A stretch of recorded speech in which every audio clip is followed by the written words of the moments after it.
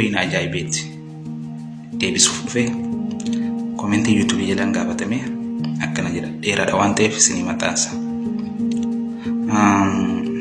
Kaadhimaa kiyyaa wal jaalannaa baay'ee wal jaalannaa biyya adda addaa jirraa walirraa fagoo jirraa. Jaan kiyya kun kaadhimaan kiyya kun amma qaama kee suuraa kaasinaa erginaan jaa akkam godhaa inni akkasumaan jennaaniin ani immoo hin ergu jedheeni ni shakkeen akkasumaan jennaan jedhu. Please naa deebisa kanaa deebistu abdiin qabaa obsaan seegeettu. Ani kanarratti yaadnan qabu ani duraa isiniif seera haasaya baay'isuun kana fide kabajaa namarraa gabbuusa jechuudha. Fedhiin ilma namaa kun hin daangessitu inni amma yaadan abjuudhaan si bira jira jechuudha. Hawwii isaati qalbiin ilma namaa tuni dadhabduudha.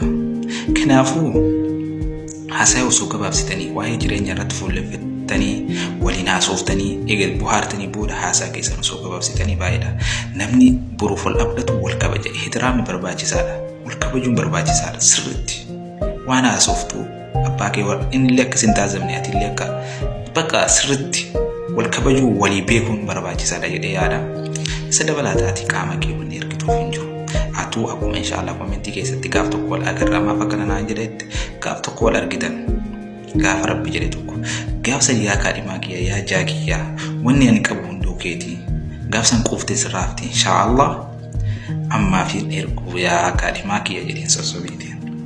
Akkasumallee ani waan kanarratti erga isinii gorsu ijoollee hedduu waan arguuf jechuudha. Social media kanarratti waan akkasii godhanii boodamuu yoo waan xiqqoo irratti wal dhaban fidanii post godhan wayin immoo mallaqa itti gaafatan jechuudha. Ani namuma guddaa fakkeenyaaf nama beekamaa wayii nama waan akkasii dalagu dhagee dhugaataatiif sobataatiin beeku jechuudha.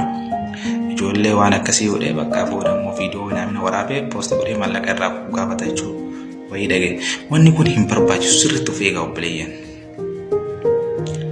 Ati ukteetiyyaa Rabbi jireenya teessan isinii haa bareechu. Rabbi dafee walitti isinii haa fidu. Ani si jibba jedhee yaadu garuu si jibbaaf illee ta'uu miti. Yookaan fedhiin ilma namaa kun hin beekamiree akka waa hunduma hawwate jechuudha. Ka gamallee ka asillee hima hawwate akkan arganne ni beeka. Hararraayeetu mataa hararaa ooyeen beelawaa sanii qabaatuuf danda'a. Akkasiiti ammaas bakka suutatti siqii haasa'ifsiisi yaa jaakiyya jedhiin akkuma armaan oliin jeessan barbaachisu kabajaa kiyyaaf illee keetillee waan namatti hin tolle hin erguu jedhiin bifattiin bareeddu.